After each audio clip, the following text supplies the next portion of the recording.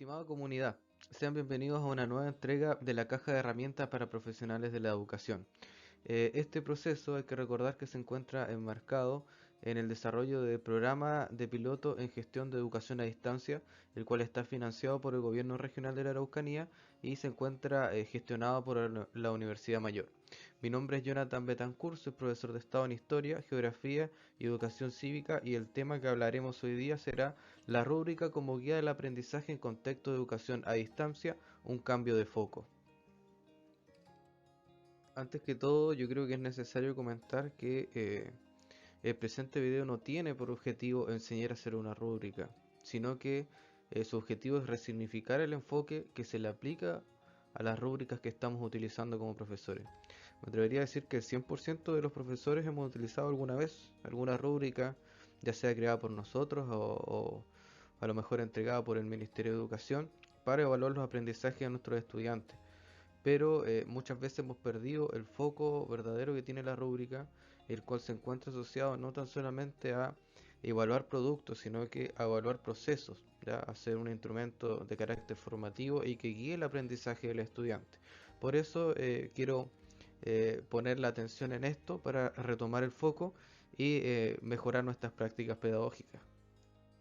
Siempre es bueno manejar definiciones para más o menos hablar en un lenguaje común.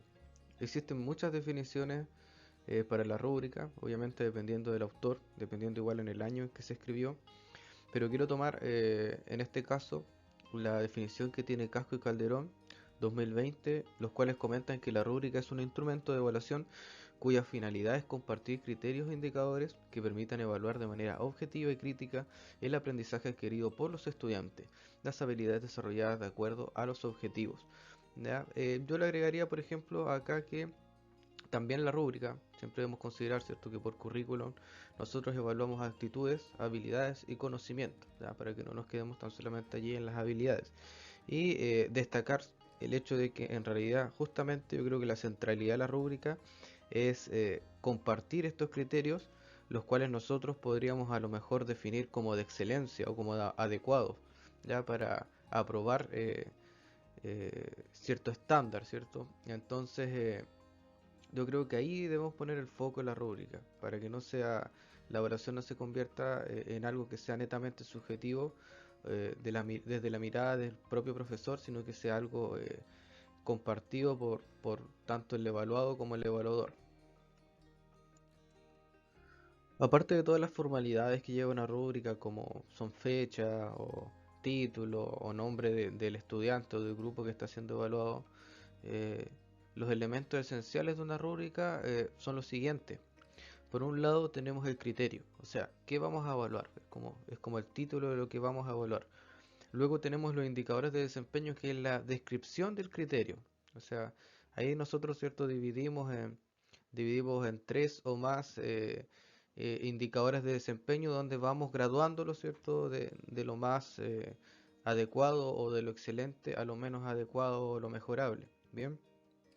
Luego, obviamente, comprendiendo que acá realizamos un proceso de evaluación cualitativa, también este proceso se tiene que transformar a una escala cuantitativa para ser llevado a una calificación. ¿Ya? Entonces debemos generar una escala cuantitativa, la cual igual debe tener un peso específico. ¿A qué me refiero con esto? Aquí ciertos criterios tienen más valor, ya sea en porcentaje o en puntaje, que otros criterios, comprendiendo la complejidad, ¿cierto?, que lleva cada uno.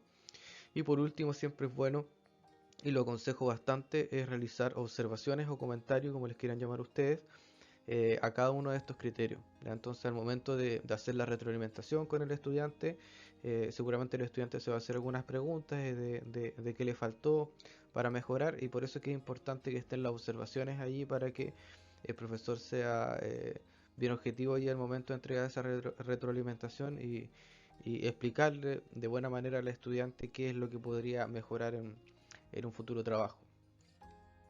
Si bien más adelante voy a mostrar un ejemplo de rúbrica analítica, es importante, yo creo, poner el foco en esta parte que son las ventajas del usar una rúbrica, ya para que podamos integrarla a nuestras prácticas pedagógicas y hacerle una práctica constante. ¿Por qué o cuáles son las ventajas que tiene la utilización de la rúbrica. Primero, es que es un instrumento que es transparente, o sea, la rúbrica no puede quedar guardada en mi computador o en una carpeta o solamente la debo conocer yo, sino que debe ser algo de conocimiento público, principalmente por parte del estudiante. O sea, el estudiante debe saber qué se le está evaluando para también el saber, ¿cierto?, cómo puede alcanzar la excelencia, o cómo puede guiar su propio aprendizaje durante esta ruta. ¿Ya? La rúbrica te permite también la autorregulación del estudiante. Al conocer este documento, sabe a lo que debe apuntar, sabe cuáles son sus metas y objetivos. Entonces el estudiante solo, ¿cierto? Puede irse autorregulando con este documento si está bien construido. Lo otro que objetiva la evaluación, porque claro, al juntarse criterios, y de hecho al menos yo aconsejo que la rúbrica idealmente sea construida con los estudiantes, es para que sea de un conocimiento común y el estudiante sepa que se le está evaluando, ¿ya? La retroalimentación afectiva está asociada a que la rúbrica permite eh, ver las falencias o los aspectos a mejorar de los diferentes trabajos y procesos de aprendizaje de cada estudiante. Entonces, esto permite una retroalimentación más efectiva. Si bien la retroalimentación también debe apuntar a los aspectos positivos del estudiante, obviamente nosotros lo que queremos principalmente es buscar la mejora de aquellos aspectos que no están muy favorables. Entonces obviamente la rúbrica me permite hacer esto de una manera más efectiva. Lo otro que le permite dar coherencia a la enseñanza, porque cuando yo diseño mi rúbrica, también eso lo puedo asociar al currículum de mi disciplina o de mi asignatura y puedo ver si existe una coherencia igual entre los contenidos que estoy trabajando, las habilidades y actitudes que me está pidiendo también el currículum. Y obviamente esta mirada panorámica que nos da también la rúbrica me permite hacer esta comparación. Y lo otro, y yo creo que uno de los temas más esenciales, es que tiene un valor que es formativo, es decir, que la rúbrica no se debe centrar, como ya comenté anteriormente, solamente en evaluar resultados, ¿ya? O evaluar entregas, ¿ya? La rúbrica tiene que acompañar al estudiante en su proceso de aprendizaje. ¿Ya? Si voy a hacer, por ejemplo, un trabajo que sea de investigación, un trabajo que sea expositivo, un ensayo, no tengo como profesor enfocarme solamente en el producto final que me entrega el estudiante, sino también la rúbrica tiene que ser capaz de evaluar cómo fue el trabajo del estudiante a lo largo de las clases. Bueno, siempre lo aconsejable, queridos colegas, es que cada uno de nosotros construya su rúbrica en base a su contexto. Eso es lo primero que hay que saber. ¿Ya? Ninguna rúbrica es perfecta. ¿Ya? Sabemos que la evaluación es muy compleja, tampoco es totalmente objetiva, y hay aspectos que de repente son muy difíciles cuantificar o evidenciar. Pero siempre podemos mejorar nuestra rúbrica, ¿ya? Por eso que es importante igual el trabajo colaborativo. A continuación tenemos un ejemplo más concreto de una rúbrica que viene a ser analítica, esta que está dividida por criterio. En el caso personal, como les comentaba, soy profesor de historia y esta rúbrica la usé para evaluar una presentación de lectura. ¿Ya? Ahí aparece el texto, didáctica de la geografía y la historia, del autor Joaquín Prats. Evalúa en este caso los capítulos de 2 al 4, donde le entregué cada capítulo a un estudiante diferente. ¿Ya? Esto es enmarcado en un curso de pregrado de pedagogía. Bien, entonces esta rúbrica la construí con los estudiantes, o sea, los mismos estudiantes fueron entregándome criterios y obviamente ellos definieron cuál era lo adecuado y yo después fui graduándolo de bueno a mejorable. ¿Ya? Lo que se pide o lo que se aconseja es que mínimo se expresen tres niveles de desempeño. ¿Ya? Entonces vamos a revisar algunos para no hacerlo tan largo, pero para que más o menos se entienda la idea. Por ejemplo, el criterio uno habla sobre reflexión, ¿ya? Pero la reflexión es muy amplia, entonces por eso es que es importante que la descripción nos diga hacia qué está apuntada la reflexión. Se fijan que abajo igual tiene un puntaje, no tiene el mismo puntaje el criterio uno de reflexión, que son 10 puntos, con el criterio 2 que dice capacidad de síntesis, que son 6 puntos, porque a mi modo de ver, ¿cierto? Los procesos cognitivos que se están llevando en cada uno de estos criterios, obviamente la reflexión es un proceso que es más complejo, ¿bien? Por ejemplo, revisemos acá el adecuado de reflexión. Dice reflexionar críticamente, hay diferentes tipos y niveles de reflexión. La crítica es uno de los más altos, sobre las lecturas, ¿ya? Dándole énfasis al contexto, es decir, asociar también la lectura que puede ser algo internacional, lo que viene del extranjero, a nuestro contexto nacional y también apuntando los desafíos que encontramos dentro de la docencia. ¿Ya? Y así a ese descriptor adecuado le asigno 10 puntos. Luego ya viene graduándose y bajando, ¿cierto? La calidad o la evidencia de lo que se puede observar en este criterio. Bien. Y así con cada uno, capacidad de síntesis, nivel de participación, uso de TICs. ¿Ya? Veamos por qué esto continúa.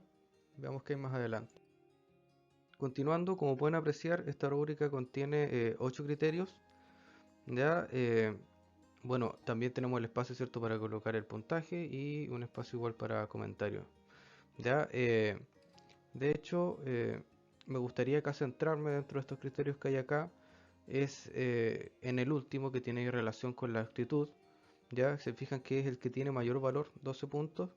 Y esto es porque la actitud evalúa la parte formativa del proceso de este trabajo. ¿Ya? ¿A qué me refiero con actitud? Veamos la descripción. Dice: el estudiante se muestra activo durante el proceso de aprendizaje. ¿Ya? Como hay un trabajo también hecho de manera presencial, obviamente se destaca, ¿cierto?, de que el estudiante esté constantemente preguntando, participando de la clase, poniéndose él en el centro de su propio aprendizaje. ¿Ya? Entonces yo creo que esto es algo que igual nosotros debemos tratar de transitar, ¿cierto?, en nuestras aulas hacia este aspecto. ¿Ya? Y dejar de nosotros a lo mejor ser los protagonistas del aula y entregarle ese protagonismo a los estudiantes. Y obviamente eso también debe ser evaluado. ¿Ya? Porque no podemos dejar, ¿cierto?, las actitudes de lado, sino que las actitudes y hacerle ver también a los estudiantes que las actitudes son importantes. ¿Ya? Eh, ok, se fijan acá que, bueno, pongamos en el caso que este estudiante hizo todo bien, ¿ya? Y obtuvo el puntaje máximo, que son 64 de 64, y obviamente eso se traduce a una nota 7. Ya ahí ustedes tienen que hacer sus escalas dependiendo de su puntaje, pero eso es más o menos un ejemplo para que sean capaces igual de visualizar en concreto cómo se podría hacer una rúbrica que por un lado vaya guiando el aprendizaje y por otro lado también sea de carácter formativo. Ya, estimados colegas, llegamos al final de esta presentación. Gracias por su tiempo. Recuerden que también ya hemos construido nuestras redes sociales, donde vamos a ir abriendo espacios para generar esta red de apoyo docente que ustedes van a conocer como RAD. Nos pueden encontrar en los siguientes links, tanto en Facebook como en Instagram. Allí vamos a estar subiendo información del programa, estos mismos cápsulas. También vamos a estar subiendo material de diferente índole, y próximamente igual se viene nuestra página web, donde vamos a tener un repositorio para subir todas estas herramientas didácticas que estén al alcance de todos. Un gusto haber estado con ustedes. Hasta pronto.